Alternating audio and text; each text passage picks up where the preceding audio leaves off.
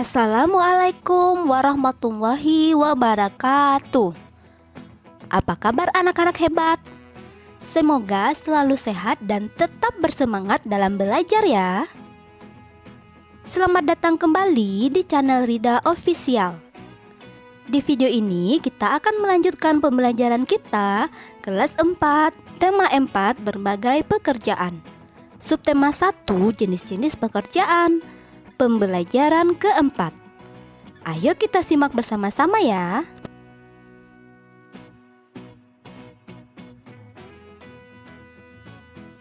Pengetahuan apa saja yang harus dimiliki oleh seseorang yang bekerja? Apa yang akan terjadi jika mereka tidak memiliki nilai-nilai itu?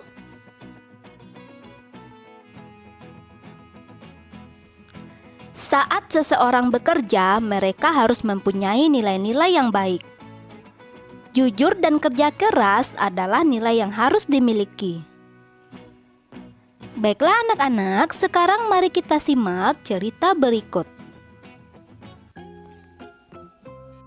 Pemimpin idola, pemimpin yang jujur. Ida, temanku sebangku. Mungil, berkulit hitam manis, tidak banyak bicara, dan pandai. Ia seorang anak yang sederhana. Ayahnya sudah lama meninggal. Ia tinggal bersama ibu dan adiknya.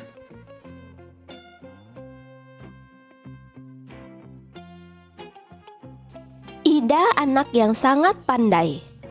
Nilai-nilainya yang selalu bagus memberinya kesempatan meneruskan sekolah tanpa biaya. Semua buku pelajaran dan perlengkapan ditanggung oleh sekolah. Ida tak pernah malu dengan kondisi keluarganya. Bahkan ia semakin rajin belajar dan terus berprestasi. Ida juga selalu menjadi tempat bertanya jika teman-temannya mengalami kesulitan dalam pelajaran. Teman-teman memilih Ida sebagai ketua kelas. Pandai, tenang, dapat berkomunikasi dengan baik, serta mampu menjaga ketertiban kelas menjadi modal utamanya. Hari ini, Ibu Tati mengingatkan tentang ulangan matematika. Sebagian siswa tidak siap, termasuk Gugut, si jagoan bola yang duduk di belakang kami. Waduh, saya belum belajar, Bu. Kemarin saya seharian bermain bola sampai sore. Pulang ke rumah langsung tidur, Bu, protesnya. Ulangan tetap berlangsung. Gugut resah. Ia menengok ke kiri dan ke kanan. Tiba-tiba ditendangnya kursi Ida dari belakang. "Shh, Ida, bantu aku dong. Geser sedikit ke kiri, agar aku bisa melihat jawaban di kertas ulanganmu," pinta Gugut. Ida bergeming. Ia hanya menggelengkan kepala pelan tanpa menengok ke belakang. Gugut mengganggunya lagi. "Ayo dong Ida, sekali ini saja. Nanti aku beri kamu uang 10.000 rupiah. Kamu bisa jajan kue di kantin," rayunya. Gugut tahu benar Ida tidak pernah jajan di kantin. Ibunya tidak memberinya bekal uang jajan.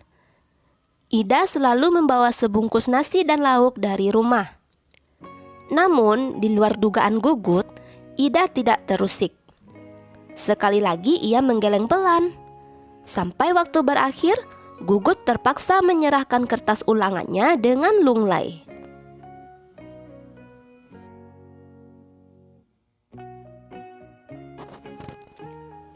Pada waktu istirahat, Ida menghampiri Gugut. "Maaf ya Gut, aku bukan tidak ingin membantumu.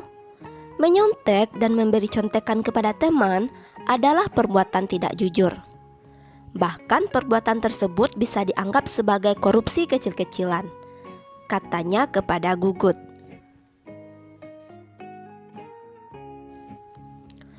Ah, Ida, masa menyontek sekali saja dianggap korupsi? Setahuku, korupsi nilainya miliaran dan hanya dilakukan oleh pejabat berkuasa, kata Gugut. Gugut, justru kita harus melatih diri. Korupsi dan menyontek sama-sama mengambil hak orang lain. Bernilai kecil atau besar, tetap saja tidak jujur.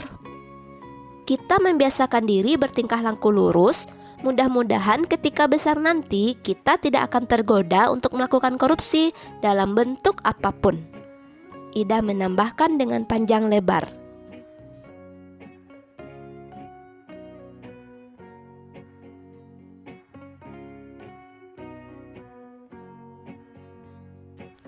Aku dan teman-teman sekelas yang ikut mendengarkan percakapan Ida dan Gugut terdiam setuju. Memang tidak salah kami memilih Ida sebagai pemimpin di kelas. Tidak sekedar pandai, Ida juga patut dijadikan teladan. Anak-anak, setelah menyimak cerita tersebut, mari kita jawab pertanyaan-pertanyaan berikut. 1. Siapa saja tokoh pada cerita di atas? Tokohnya adalah aku, Ida, Gugut, Bu Tati, dan teman yang lainnya. 2. Siapa yang mengikuti ulangan matematika? Jawabannya adalah aku, Ida, Gugut, dan teman yang lain. 3. Apa yang dilakukan oleh Gugut pada saat ulangan? Nah, si Gugut ini berusaha mencontek dari si Ida. 4. Apa yang dilakukan oleh Ida ketika Gugut meminta jawaban? Ida tidak memberikan jawaban yang diminta oleh si Gugut.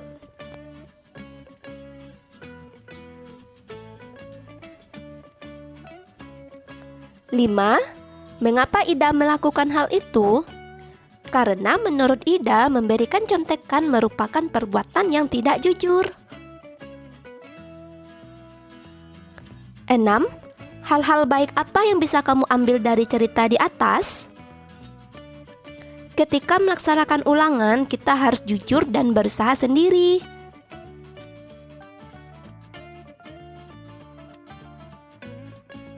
Anak-anak, sekarang perhatikan tabel berikut. Sikap-sikap dari Ida yaitu: pertama, sederhana. Ida juga adalah anak yang jujur dan juga rajin tekun belajar. Pendapatku tentang sikap Ida anaknya sederhana, jujur, dan rajin belajar, maka tidak salah jika ia dijadikan ketua kelas. Dan sikap Ida ini harus kita contoh. Sikap-sikap dari Gugut: pertama, tidak jujur saat ulangan. Kemudian, kedua, tidak bisa memanfaatkan waktu untuk belajar. Dan juga Gugut ini suka mencontek.